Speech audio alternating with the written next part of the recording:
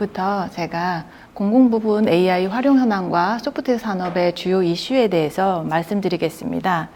제가 이 과제는 작년에 그 AI 활용 현황에 대해서 민간 부분에 대해서도 연구를 하였고요. 공공 부분에 대해서도 이제 AI 활용이 국내에 얼마나 많이 이제 AI가 활용되고 있는지에 대해서 과제를 수행을 하였고요. 더불어 작년에 빅데이터 10대 소프트웨어 산업의 10대 이슈에 대해서도 함께 연구한 과제에 대해서 오늘 말씀드리도록 하겠습니다. 목차로서는 국내외 공공 부분의 AI 활용 현황 실태 조사에 대해서 말씀을 드리고 빅데이터 기반으로 공공 부분의 AI 활용 현황에 대해서도 함께 이제 분석을 하였습니다. 그리고 빅데이터 기반으로 소프트웨어 산업 10대 이슈 전망에 대해서 생성형 AI에 대한 산업에 대한 전망과 메타버스 산업에 대한 전망을 주로 말씀을 드리도록 하겠습니다. 작년에 저희가 이제 연구의 목표는 그 미국이나 EU의 한 27개국 나라에서는 이미 2018년, 19년에 그 연방정부 혹은 정부를 기준으로 해서 얼마나 AI가 활용을 하고 있는지에 대해서 실태조사가 수행이 되었습니다. 19년, 20년 경에 수행이 되었고요. 이러한 것들에 대한 어떤 벤치마킹, 이러한 벤치마킹을 토대로 해서 국내에는 도대체 국내의 공공 부분에 대해서 얼마나 많이 AI가 활용되고 있는지에 대해서 그거에 대한 그 비교 분석, 그러한 것들을 수행하기 위해서 국내 공공기관 408개 기관이라고 했는데요. 정부 부처, 그리고 광역자치단체 17개, 정부 부처 41개, 그리고 공공기관 350개를 대상으로 해서 저희가 국내에 얼마나 많이 인공지능이 활용되고 있는지에 대해서 맨 처음에 모집단을 이렇게 408개의 모집단을 구축하고 조사 설문 설계를 하였고, 그리고 실태 조사를 수행을 하였습니다. 그 408개의 기관 중에서 대략 400개 기관이 응답을 해 주셔서 98%의 회수율로 대부분 응답을 해주셔서 다음과 같이 정부 부처, 광역자치단체, 공공기관 중에서도 기금관리형, 그리고 위탁집행형, 시장형, 뭐 이런 기타 공공부문까지 400개의 기관을 대상으로 우리나라의 현 시점에 실태조사가 어떻게 이루어지고 있는지 실시를 하였고요. 그와 더불어서 주요국과 비교 분석을 하였고, 이것과는 또와 함께 공개되어 있는 공공기관의 조직 사이트를 웹크롤링하고 수집하고, 그리고 인공지능의 어떠한 그 벌트 기반으로 해서 모델을 구축해서 국내의 그 웹사이트에 올라와 있는 공공기관이 얼마나 많이 인공지능을 활용하고 있는지에 대한 그런 활용 수준도 함께 분석을 하였습니다.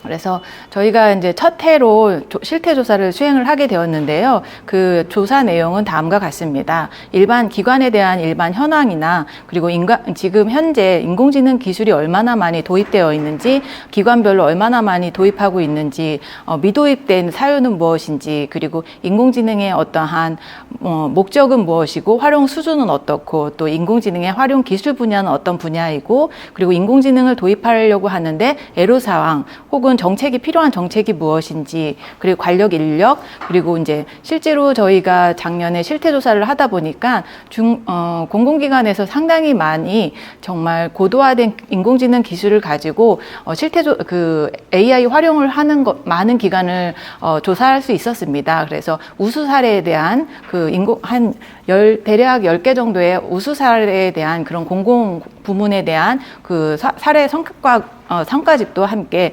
작성을 하였습니다. 첫 해의 조사이다 보니까 저희가 기관의 일반 현황에 대해서 뭐 매출액이라던가 투자액, 아니면 뭐 종사자 수, 이런 거에 대한 것보다는 이제 해외의 사례와 함께 비교하기 위해서 이 주요한 내용을 앞부분에서 좀 많이 부분에 대해서 포커스를 맞추었습니다. 저희 나라는 그 응답기관 400개 기관 중에서 대략 220개 기관, 55% 정도가 인공지능을 도입하여 활용하는 것을 확인할 수 있었습니다. 특히 기관 규모가 크면 클수록 도입률이 훨씬 높은 것을 확인할 수 있었습니다. 보시면 어떠한 정부 부처가 80%, 그리고 광역자치단체가 82%, 하지만 공공기관이 한 50% 정도로 약 대략 100명 미만의 어떤 기타 공공부문에 대해서는 대략 한 22% 정도가 인공지능을 도입하는 걸 보면서 기관 규모가 상당히 인공지능 도입에 어떠한 선형성을 갖고 있다라는 것을 파악할 수 있었습니다. 그 55%와 더불어서 앞으로 인공지능을 도입하겠다 의향이 있는 기관도 18.8%로 대차적으로 2025년쯤에 도입하겠습니다라고 응답해 주신 데가 41% 정도 조사가 되었습니다. 그 인공지능 기술에 대한 활용은 대체적으로 공공서비스의 활용 분야에 대해서는 기타 공공서비스로 저희가 잘 알고 있는 챗봇이나 RPA 아니면 어떠한 물체에 대한 트래킹 그러한 것들 아니면 내부 데이터, 내부 기관 데이터 분석 이러한 것들을 위해서 가장 많이 사용을 하였고요. 그 다음으로는 보건의료, 일반 행정, 에너지 환경 순으로 이제 많이 활용되는 것을 확인할 수 있었습니다. 그리고 조직 내부의 업무 활용 분야는 고객 관리를 위해서가 53.1%로 반 이상을 차지하고 있었고요. 조직 관리 그런 순으로 나타냈습니다. 제가 궁금했던 우리나라의 공공기관에서 활용의 목적이 무엇일까 했을 때 공공 부분이 아무래도 50% 이상을 과반수 이상을 차지하면서 국내에서는 그 인공지능 활용을 하는 목적은 공공 서비스를 위해서가 51.2%로 가장 많았고요. 그 다음으로는 연구 및 분석, 내부 관리 순으로 나타났습니다. 인공지능의 기술 분야는 저희 이 인공지능의 기술 분야는 AI 산업 실태조사라는 통계 승인 통계가 있습니다. 거기에서 활용되고 있는 기술 분야 10대군에서 그 분야를 나누었는데요. 그 부분에서 가만히 보면은 언어지능이 48.8%로 챗봇이나 이러한 것들 뭔가 챗봇 민원 서비스 이러한 것들이 필요함으로 인해서 언어지능이 가장 많은 것을 확인할 수 있었고요. 그 다음으로는 학습 및 추론 이런 순으로 나타나는 걸 볼 수가 있었습니다. 인공지능의 분야는 저희가 구성 요소 컴포넌트라고 얘기를 하는데 AI 소프트웨어, 서비스, 하드웨어로 구분했을 때 AI 소프트웨어가 67%로 가장 많은 것을 차지하였고요. 그리고 서비스, 하드웨어 순으로 나타나는 것을 볼 수가 있었습니다. 인공지능의 도입 방법으로는 외부 기관, 기업, 이 위탁 개발이 가장 많았습니다. 저희 나라는 그 공공기관에서 내부 개발이 13.2%로 상대적으로 좀 낮은 도입률을, 그러니까 내부에서 개발하는, 퍼센티지는 좀 13.2% 상대적으로 낮은 것을 확인할 수 있었습니다. 제가 말씀드렸던 아까 그 기술 분류 중에서 언어지능, 학습 및 추론해서 10가지의 그러한 기술 분류를 활용하여서 수행을 하였습니다.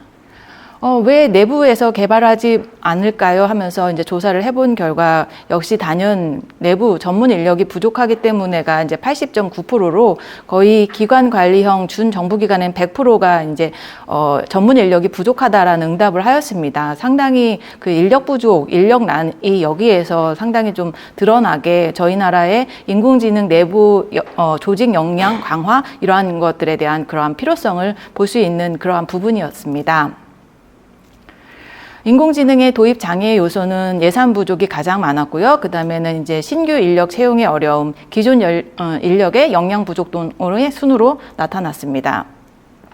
그리고 인공지능의 도입의 우려사항은 우리가 아직까지 인공지능에 대한 기술의 신뢰성, 안보, 안전, 개인정보 여러 가지 사항에 의해서 AI의 어떠한 잘못된 의사결정이 가장 좀 높은 순위 도입 시 우려사항을 나타냈고요. 그 다음에는 AI 실패로 인한 고객 신뢰 하락 순으로 인공지능 도입의 우려사항을 볼 수가 있었습니다. 인공지능 도입 활성화를 위해 필요한 정책이 무엇일까요? 해서 질문을 했을 때 AI 인력이 양성되어야 된다는 게 단연 높게 나타나는 걸 볼 수가 있었고요. 광역자치단체에서는 활용 도입 가이드라인 개발 응답 이러한 부분이 필요하다라고 얘기를 하고 있고요. 준시장 공기업에서는 규제 개선이나 규율 개선 정립이 필요하다라고 상대적으로 높게 나타나는 것을 볼 수가 있었습니다. 그렇게 해서 국내의 인공지능의 어떤 활용 현황에 대해서 살펴를 보았고요. 그 미국의 연방정부의 AI 도입 활용 현황에 대한 실태조사는 2019년에 이루어졌습니다. 2019년에서 20년 사이에 미국 연방정부 대략 한 300개 기관 중에서 직원이 400명 이상인 140여 기관에 대해서 실태조사가 이루어졌습니다. 이 조사에서도 인공지능의 활용 분야, 활용 수준, 기술, 데이터 용도, 활용 사례 등을 이렇게 조사를 했고요. 주요 지금 현재 AI를 잘 활용하고 있는 어떤 사례 연구가 내용이 포함되어 있습니다. 그러면서 어떠한 AI 활용으로 인한 이슈나 제기된 제도적, 법적, 정치적 교차 분석 등이 조사 내용으로 들어가 있습니다. 이러한 미국의 주요 조사에 대한 결과는 그 연방정부 기관에 걸쳐서 전반적으로 AI가 활용되고 있다라는 그 조사 결과가 나왔습니다. 그럼에도 불구하고 미국 내에서도 단지 고도화된 기술은 단지 12%만이 차지하는 걸 볼 수가 있었고요. 그리고 설명 가능한 AI에 대한 필요성이 제기되고 기관이 AI를 책임감 있고 효율적으로 활용하기 위해서 내부 역량 기술을 좀 구축해야 되는 그러한 필요성을 느꼈고요. 또한 또 그 AI 기술과 자원이 충분히 갖춘 그러한 기관이 아무래도 위험성, 자원에 대한 그 자원을 어떻게 갖고 있을 수 있는 플레이어로서의 위험성 같은 것들을 제기하면서 그런 결과를 좀 내놓은 그런 사례가 있었습니다. 미국에서는 저희 나라와는 좀 다르게 그 법 집행기관에서 가장 많이 인공지능을 활용하는 것을 볼 수가 있었습니다. 생성형 AI가 나오면서도 법무부 쪽에서 가장 먼저 그 생성형 AI를 적용하겠다라고 얘기할 정도로 미국에서는 어떠한 법 집행, 어떤 연구 분석, 규제, 모니터링 분석 이런 부분에 대해서 인공지능을 상당히 많이 관심 있게 적용하고 활용하는 것을 파악할 수가 있었습니다. 그 뒤로는 법 집행 기간 뒤로는 헬스, 금융 이러한 순으로 활용수를 많이 나타냈고요. 그리고 활용 사례에 대해서는 규제 분석, 모니터링을 위해서 가장 많이 활용하고 있는 것을 볼 수가 있었습니다. 어떠한 규제에 대한 분석, 그 다음으로는 집행, 공공 서비스가 세 번째로 그 인공지능을 규제 분석에 가장 많이 포커스를 하고 있는 것들을 저희 나라와 좀 다르게 볼 수가 있었습니다. 그 미국의 AI 그 기반으로 정부 업무 형태는 다음과 같이 다양한 사례가 인공지능을 활용한 사례가 많이 있습니다. 그래서 규제 분석, 모니터링 하는 부분에 다음과 같은 사례 그리고 집행에서 공공 서비스에서 많은 그 사례를 저희가 조사할 수가 있었습니다. 그 다음으로는 EU의 공공 부분에서 AI 도입에 대한 그러한 실태 조사를 말씀드리겠습니다. EU에서는 2020년 그리고 그 후속으로 2022년에는 빅데이터를 혼용해서 2020년에는 실태 조사를 수행하였고요. 그리고 22년에는 빅데이터로 분석을 하였습니다. EU 전체 27개국을 대상으로 해서 실태 조사를 수행하여서 EU 내의 공공 서비스에서 얼마나 많은 AI가 활용하고 있는지 그러한 생태계를 조망하기 위해서 조사를 하였습니다. 그래서 실제 얼마나 많이 채택하고 있는지 공공 서비스에서 그러한 것들을 검토하면서 그 데이터를 수집하고 그리고 그 필요한 인공지능 AI 활용에 대한 그런 위협과 기회, 동인 뭐 이러한 것들에 대한 방법론 혹은 로드맵을 구축하기 위해서 이러한 실태 조사를 수행을 하였습니다. EU에서도 2020년에 대비해서 2020년에 대략 3배 이상 증가되는 것을 2년 사이에 상당히 많은 인공지능 활용을 증가하는 것을 아주 볼 수가 있었고요. 그리고 특히 네덜란드가 되게 가장 많이 지금 AI를 활용하고 있는 그러한 국가였고요. 그리고 2021년 이후에도 신규 발굴된 사례가 167건으로 매년 꾸준히 발생하고 증가하고 있는 그런 상황이고요. 생성형 AI가 나오면서는 이것보다 더 아마 폭발적으로 더 많은 활용 사례가 적용되고 있을 거라 예상이 되고 있는 그러한 상황입니다. 저희 나라와는 다르게 EU에서의 기술 분류는 다음과 같습니다. 그래서 EU에서도 활용 사례 중에서는 가장 많이 이제 그들의 그 기술 분류 중에서는 머신러닝을 58%를 수행하는 그러한 활용 기술로 분류가 되고요. 그 다음에는 자동 추론, 계획 및 스케줄링, 자연어 처리 이러한 순으로 기술을 많이 활용하는 것을 볼 수가 있었습니다. EU에서의 어떠한 AI를 활용하는 목적은 저희 나라랑 비슷하게 어떠한 공공 민원 서비스 등 공공 서비스를 위해서가 가장 높았고요. 경제, 헬스, 공공 질서, 안전 순으로 나타나는 것을 확인할 수가 있었습니다. 따라서 실태조사에 대한 요약을 말씀드리면 미국 같은 경우에는 인공지능을 활용을 규제, 연구, 분석, 모니터링에 대부분 공공 부분에 활용을 하고 있는 그러한 상황이고요. 실태조사에서 보면은 AI에 대한 역량 구축, 또 신뢰성 있고 책임감이 있는 그러한 AI 기술 도입 등에 대해서 많이 제기를 하고 있는 그러한 상황입니다. 그리고 2020년을 기준으로 했을 때는 대략 45% 기관이 인공지능을 활용하고 있는 상황이지만 저희가 작년에 올해와 작년 기준으로 했을 때 그 부처별 기관별로 AI 활용 사례를 살펴보면은 상당히 많은 인공지능 사례를 아예 그 상무부 사이트에 아예 인공지능을 도입하고 있는 개수, 활용 수를 아예 언급하면서 엑셀 파일로 리스트를 쫙 뽑아놨더라고요. 그런 정도로 다 해서 상당히 많이 이제 기관별로 인공지능을 활용하고 있어서 뭐 상무부는 44개, 뭐 농림부, 뭐 국토안보부 상당히 많은 그 부처에서 기관에서 인공지능을 활용을 급증하고 있는 것을 볼 수가 있었습니다.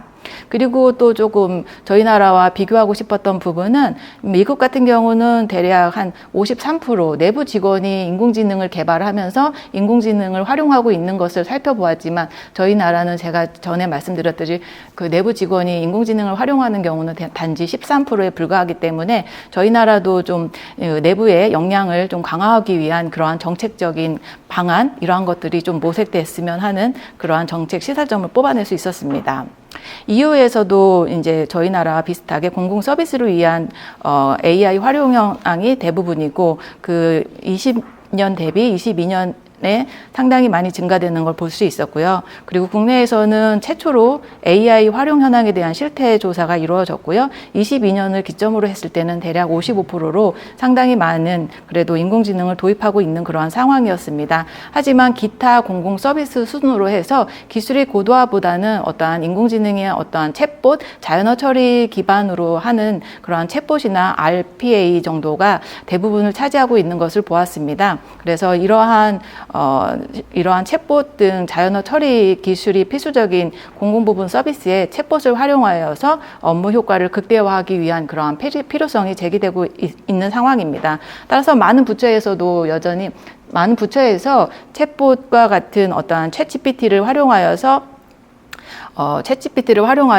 이 공공기관에 적용하기 위해서 많이 노력하고 있는 그러한 것들을 그러한 많은 사례를 볼 수가 있었습니다. 뭐 부산 해운대구에서는 뭐 네이버 케어콜 서비스 같은 것들을 도입하여서 그 챗GPT 기반으로 어떤 그 챗봇의 인터랙티브한 그러한 서비스를 도입하고 있는 상황이고요. 그리고 다산 콜센터에서도 어떤 도입을 검토하고 있는 그러한 상황입니다. 점점 더 많은 그러한 기관이나 부처에서 이 챗GPT를 활용하여서 어떠한 그 인터랙티브한 민원 서비스, 챗봇 서비스 이러한 것들을 개선 중에 있는 것으로 알고 있습니다. 올해 특히 행안부에서는 그 챗GPT의 활용 방법 및 주의사항 안내서를 또 배포를 하였습니다. 따라서 공공 서비스에서 얼마나 많이 그 챗GPT를 활용하는 거에 대한 아예 그 활용을 하라는 그런 활용 방법을 제안을 하고 있습니다. 그래서 정보 탐색 능력, 그리고 언어 능력, 컴퓨터 능력 등에 대해서 각각을 모두 좀 그 문서를 어떻게 탐색하고 챗GPT를 어떻게 활용하고 어떤 부분의 보도자료 등을 활용할 수 있는지에 대한 간단한 예시를 또 조금 설명을 하고 있는 그렇게 설명을 하고 있고요. 또한 각 대학별로 또 뭐 국민대학교 많은 대학에서 AI를 어떻게 활용할 건지 가이드라인을 또 많이 작성을 해서 대학별로 이러한 활용 가이드라인을 적어주고 있는 그러한 상황입니다. 또한 이 활용 방안에 대해서도 말을 했지만 어떠한 주의사항에 대해서도 역시 언급을 하고 있는 상황입니다. 챗GPT가 대답한 거에 대한 어떤 답변에 대한 평양성이나 오류에 대한 것을 반드시 검증 검증하라라고 얘기하고 있는 그러한 부분입니다. 챗GPT가 우리가 뭔가 보도자료나 문서를 요약할 때 상당히 유용한 툴인 거는 반드시 저희가 잘 숙지하고 있는 부분이지만 그 답변에 대해서의 어떤 신뢰성, 100%의 신뢰성을 갖지 말고 반드시 검토하라는 그러한 가이드라인을 주고 있습니다. 저희가 이제 국내 공공 부분에 대한 실태 조사도 수행을 하였지만요, 빅데이터 부분에 대해서도 좀 수행을 해보았습니다. 실태 조사에서는 모집단을 구축을 하고, 그리고 조사를 하고, 실태 조사를 하고 하는데, 저희가 2022년 초부터 시작을 해서, 보고서는 올해 나온 상황이니까 거의 1년 반 이상이 이 실태조사의 전 루트를 다 하기 위해서는 거의 1년 반 이상의 시간이 소요가 되는 것을 실제 경험을 했고요. 그래서 또한 이 국내에서 이제 일회성의 그런 실태조사가 되었는데, 그거와 함께 좀 패러럴하게 할 수 있는 게 국내 공공 부분의 웹페이지를 좀 크롤링하고 또 그러한 비정형 테스트 같은 것들을 분석을 통해서 국내 AI 활용 현황이 좀 어떤지에 대해서 좀 파악을 해보았습니다. 그래서 이제 기관별로 웹 크롤링하고 정리를 해서 분류하고 버트 기반으로 어떠한 모델을 미세 조정을 해서 분석을 해보았습니다.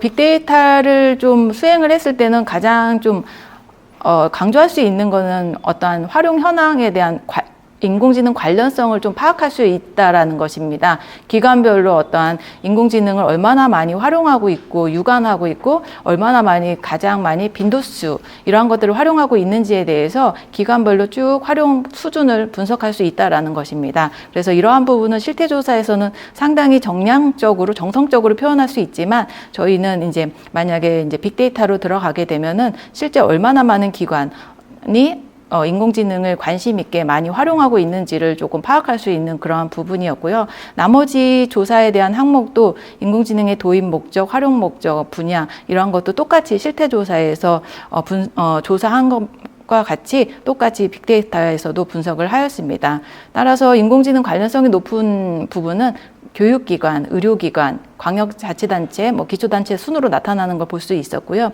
도입 분야로서는 저희가 조금 특징적인 거, 교육이나 보건의료 등 이러한 부분에서 상당히 좀 높게 나타나는 것을 볼 수 있으면서, 이러한 부분은 실제 실태조사의 응답 결과와 빅데이터 결과가 유사한 것들을 좀 확인할 수 있는 그러한 조사였습니다.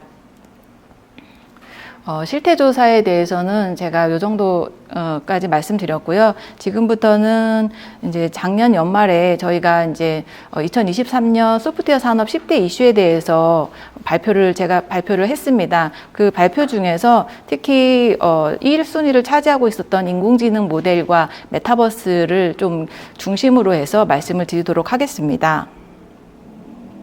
저희가 이 빅데이터 분석을 모델을 다음과 같이 수행을 하였습니다. 맨 처음에는 IT 언론 기사를 분석을 하였습니다. 그래서 작년 1월부터 10월, 9월 말까지의 어떠한 54개 언론사를 기준으로 해서 데이터를 모두 수집을 하였고요. 또 해외 같은 경우에는 저희가 트위터의 SNS에 대한 그러한 데이터를 활용을 하였습니다. 너무 많은 데이터이기 때문에 주기별, 시간별로 다 이렇게 자료를 수집하여서 IT 섹션 부분만을 데이터를 수집을 하였습니다. 이러한 수집된 데이터를 LDA 토픽 모델링을 활용하여서 소프트웨어 관련된 이슈를 취합을 하였습니다.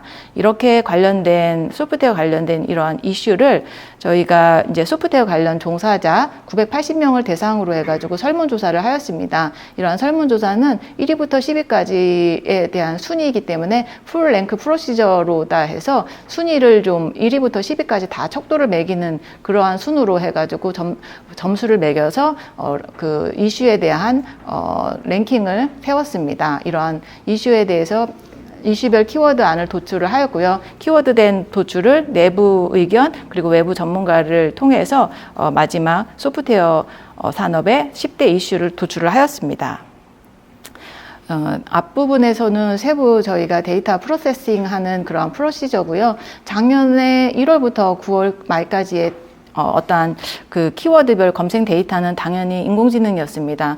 어떠한 그 작년에도 그렇고 제가 생각하기에는 굉장히 올해에도 이 뒤로 해가지고 생성 오픈 AI에서 GPT-3, 4 나오면서 AI가 지금에 훨씬 더 리니어하게 크게 아마 그 검색량이 데이터량이 상당할 것으로 예측이 됩니다.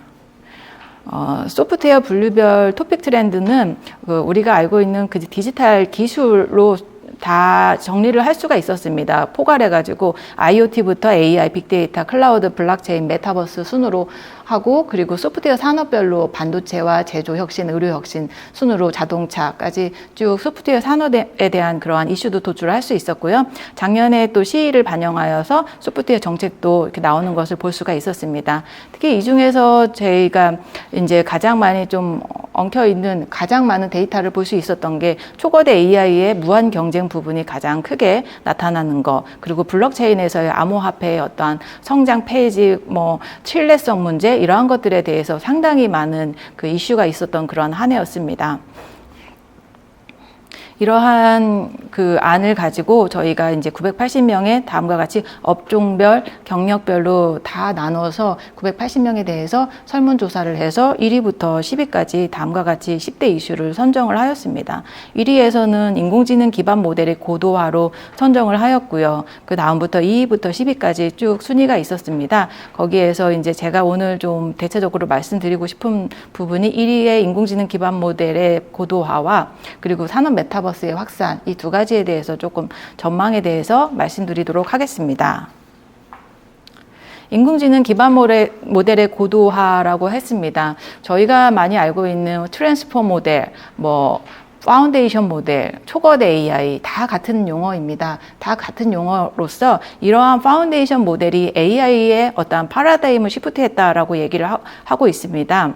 그러한 이 파운데이션 모델은 하나의 인공지능 모델이 간단한 어떠한 미세 조정을 통해서 다양한 문제 해결을 할 수 있는 그러한 모델이라고 이제 이코노미스트에서 얘기를 하고 있는데요. 예전에 인공지능을 활용하게 되면은 한 가지의 문제를 해결하기 위해서 한 가지의 모델을 활용하는 게 예전 그 파운데이션 모델 나오기 전까지는 항상 한 가지 문제를 하기 위해서 인공지능 모델을 활용하는 그러한 기법을 활용하였는데요. 파운데이션 모델이 나오면서는 초거대 AI가 나오면서는 유저들이나 어떠한 필요한 서비스 그 유저들은 그 파인 튜닝만을 해서 이 초거대 AI를 활용하여서 그 필요한 서비스나 어떠한 비즈니스 모델을 만들어낼 수 있는 그러한 구조로 가고 있는 그러한 상황입니다.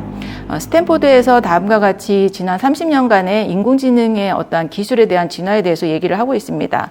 우리가 알고 있는 머신러닝이 어떤 알고리즘을 쓸 건지 계속 고민을 하였다면 딥러닝에서는 피처 아키텍처 중심으로 해서 계속 고민을 해왔습니다. 그 뒤로는 이제 파운데이션 모델에서는 어떻게 데이터를 어떻게 트레이닝을 할 건지, 제로샷을 할 건지, 퓨샷을 할 건지, 아니면 원샷에 어떠한 그 데이터를 트레이닝을 해가지고 이 모델을 파인 튜닝해서 어떻게 잘 써나갈 건지에 대한 고민이 있는 것들이 이러한 인공지능의 커다란 어떠한 그 패러다임 기술의 변화라고 말씀드릴 수 있습니다.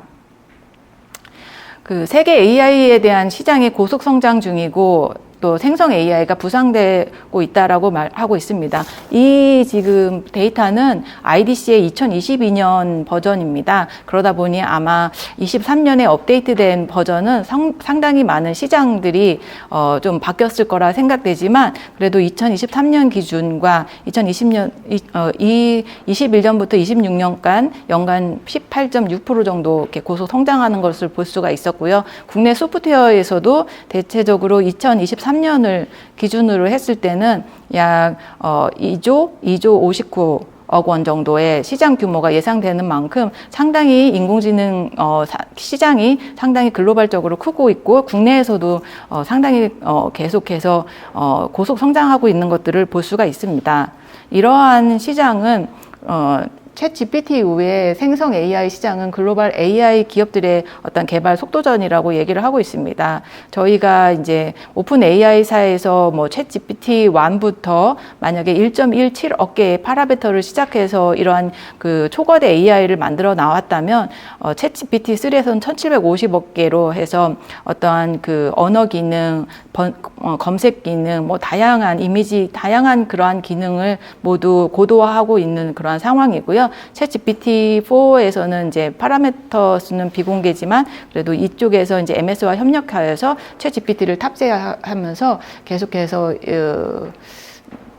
업계에서 이제 계속 이러한 기술 서비스를 제공하고 있는 그러한 상황입니다. 구글에서 받은 조금 그 오픈 AI보다는 좀 늦게 진입을 했지만 최근에는 또 팜에 그 바드를 적용하여서 많은 그 대화형 생성 AI에 대한 검색 엔진이나 다양한 서비스를 활용하고 있는 그러한 상황입니다. 국내에서는 네이버의 하이퍼클로바가 저희도 그 작년에 공공 부분의 빅데이터를 분석했을 때 맨 처음에는 그 해외의 어떤 초거대 AI를 활용을 하려고 했습니다. 하지만 이제 한국어 특화, 한국어 버전으로 하다 보니까 아무래도 카카오에서 개발했던 그러한 버트 기반의 인공지능 모델을 활용했을 때 효율성을 좀 체크를 해보았을 때 국내에서는 네이버나 카카오에서 상당히 그 한국어 특화 버전인 그러한 챗GPT를 잘 적용해서 잘 하고 있는 것들을 좀 실제적으로 체감할 수 있는 그런 상황이었습니다.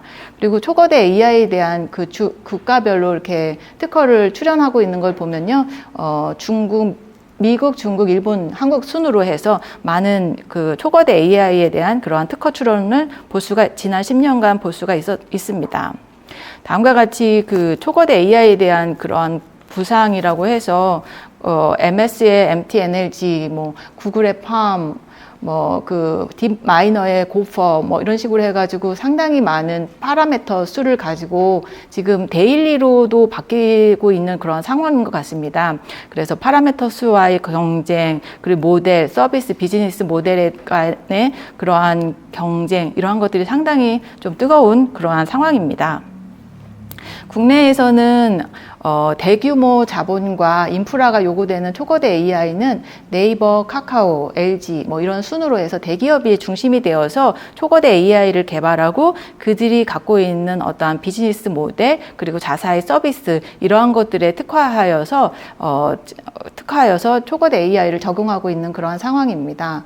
네이버에서도 그 앞에 그 공공기관에서의 어떤 클로바 케어 콜 서비스가 시범 중이고요. 그리고 한국어 버전으로 특화하여서 고도화하여서 하이퍼 클로바 X를 공개를 하면서 자사의 대화형 서비스나 검색, 쇼핑 광고 이러한 것들의 생성 AI를 접목할 계획이고요. LG는 그 2021년에 엑사원 1을 기점으로 공개를 한 이후로 22년에 작년에 엑사원 2를 공개하였고요. 그러면서 전문가용 챗봇 서비스 그리고 고객 이미지 생성용 또 서비스 그리고 어떤 산업 도메인에 특화되어 있는 그러한 서비스 등을 발표하면서 그룹사의 AI 서비스 플랫폼에 대한 협업을 강화하고 있는 그러한 상황을 볼 수가 있었습니다. 카카오는 카카오 코 GPT가 나오기 이전부터 해서 계속해서 버트 기반으로 그들의 그 서비스를 출시를 하다가 코 GPT 1 그리고 지금은 최근에는 코 GPT 2에 대한 그러한 출시 계획을 발표하였습니다. KT나 SKT는 이제 통신사로서 그들이 이제 인공지능 기반 초거대 AI 플랫폼을 출시를 하면서 그들의 자사 서비스와 뭐 감성 서비스 아니면 뭐 어떤 검색, 아바타, 음악, 컨텐츠 등과 연계된 그러한 서비스를 제공하고 있는 그러한 상황입니다. 국내 스타트업은 자사의 어떤 그 AI 모델을 활용하거나 아니면 타사의 AI 모델을 기반을 해서 그들의 어떤 플러그인 형태로 초거대 AI 서비스를 적용해서 활용 중에 있습니다. 저희가 잘 알고 있는 업스테이지 에스크업 같은 경우도 어떤 엘라마의 모델을 활용하여서 카카오톡으로 AI 챗봇으로 사용자가 문서를 찍고 전송하면 그 내용을 좀 이해하는 그리고 챗봇 서비스 같은 거, 문서 검색 서비스 이러한 것들이 다 활용할 수 있는 그러한 앱 어플리케이션이고요. 코난 테크놀로지는 자기 자사에서 어떤 라지 랭귀지 모델을 개발을 하여서 라지 랭귀지 모델을 개발해서 어떤 공공기관 아니면 B2G 형태로 해서 계속해서 그 서비스를 확대한다는 그러한 것을 발표하고 있습니다. 리튼 같은 경우에도 어떤 SNS 문구나 자기소개서, 어떤 문서에 대한 초안 작성 이러한 것들을 생성할 때 자사의 챗봇과 연계한 그러한 플랫폼을 공개하고 있습니다. 이렇게 국내에서 상당히 많이 이제 대기업은 대기업대로, 소기업은 어떤 어떤 스타트업은 스타트업대로 이렇게 가능하게 된 이유가 뭘까 좀 분석을 해보았습니다. 이러한 것들이 앞으로 이 인공지능 기반 모델이 고도화가 왜 어떻게 가능할까라고 계속 파라미터 수는 점점 커지고 있고 하드웨어 역량은 점점 높아져 가는데 이게 초거대 AI의 어떤 파라미터 수가 5,400억 개가 현재까지는 최대고 인텔에서는 1조 개 이상의 파라미터를 하다가 아직 공개를 안 한 걸로 알고 있는데요. 그런 식으로 해가지고 아주 무한히 계속 올라가고 있는데 이러한 상황이 어떻게 벌어질까라고 고민을 해보면요. 아크 인베스트먼트에서는 작년에 이런 것들을 발표하였습니다. 앞으로 2030년을 기점으로 했을 때 챗 GPT-3 모델 학습 비용을 기반으로 했을 때 반도체에서 말하고 있는 무어의 법칙보다도 4배 이상 학습 데이터 비용이 감소될 거라고 분석을 내놓은 자료가 있습니다. 따라서 그 아크 인베스트먼트에서 무어의 어떠한 그 효율성이 점점 낮아지는 거에 비례했을 때 2030년에는 그거보다 4배 이상 어떤 학습 데이터의 비용 감소가 이루어질 것이다라고 얘기를 하고 있고요. 하드웨어는 그 AI 학습용 하드웨어 비용도 역시 매년 38% 이상이 감소될 것이다라고 얘기를 하고 있습니다. 이러한 리소스, 하드웨어에 대한 비용 절감, 이러한 것들이 이루어졌을 때는 더욱더 생성 AI 기반의 다양한 산업에서 비즈니스 모델이 더욱더 확산될 수 있을 거라 이렇게 전망하고 있습니다. 다음은 메타버스에 대해서 말씀드리겠습니다. 제가 지금 이제 올해는 메타버스 산업에 대해서 이제 동향이나 어떤 주로 전망 시장 이러한 것들에 대해서 좀 연구를 하고 있습니다. 그래서 메타버스 시장은 저희가 항상 얘기를 하기에는 뭔가 메타버스는 뭐 사실 메타 기업에서 어떤 그 관련된 부서 같은 걸 인력도 축소하는 현황이고 뭐 디즈니 같은 경우에도 뭐 인력을 뭐 감소하고 있는 그러한 상황이고 그렇게 하면서 메타버스는 뭐 죽었다 뭐 이런 표현까지 써가면서 그 열기나 관심이 상당히 줄어들었다고 얘기를 하고 있습니다. 하지만 글로벌 시장에서 보면은 2030년에 4조에서 5조 이상이 될 거라고 맥킨지가 얘기를 하고 있고요. 지금 제가 보여드리는 스태티스타 자료는 상당히 보수적으로 나온 시장에 대한 뭐 CAGR입니다. 보통 34.98이라고 얘기를 하는데 제가 이제 글로벌 시장 기관의 어떠한 그 데이터를 보면 보통 40% 후반대로 메타버스 시장을 상당히 증가할 것이다라고 예측을 하고 있습니다. 이 메타버스라는 용어를 이렇게 왜 이렇게 시장이 클까라고 생각을 해보면요. 우선은 이 메타버스라는 게 뭐 VR, AR이라는 그런 기술도 있지만 거기에 더불어서 인공지능 기술 그리고 블록체인 기술로 웹3에 대한 구축에 대한 그러한 이슈도 있고요. 이러한 것들이 다 포괄되어서 어떤 디지털 기술에 대한 기술의 고도화가 첫 번째 이유가 있는 것 같고요. 그 다음에는 이제 코로나 이후에 재택근무나 원격 근무, 원격 의료, 뭐 원격 교육, 뭐 다양한 그러한 수요가 상당히 폭발적으로 일어났습니다. 그러한 수요가 현재까지도 계속 지속되면서 그러한 그 코로나 이후에 어떠한 그 몰입형 세계에 대한 그러한 수요에 대한 증가 이러한 것들도 또 좀 이유가 될 수 있을 것 같고요. 그리고 또 XR 기반으로의 게임이나 엔터테인먼트가 지금 수요가 계속되고 있는 그러한 상황입니다. 그러다 보니까 XR 기반의 게임 및 엔터테인 분야에서도 상당히 고속성장을 하고 있는 그러한 상황이지만 실제로 의료나 교육 또 뭐 산업, 제조 이런 부분에서도 디지털 트윈, 산업 메타버스로의 전환 이런 얘기가 이렇게 하면서 계속해서 이 메타버스 시장이 점점 크는 것들을 이렇게 저희가 볼 수가 있는 그러한 상황입니다.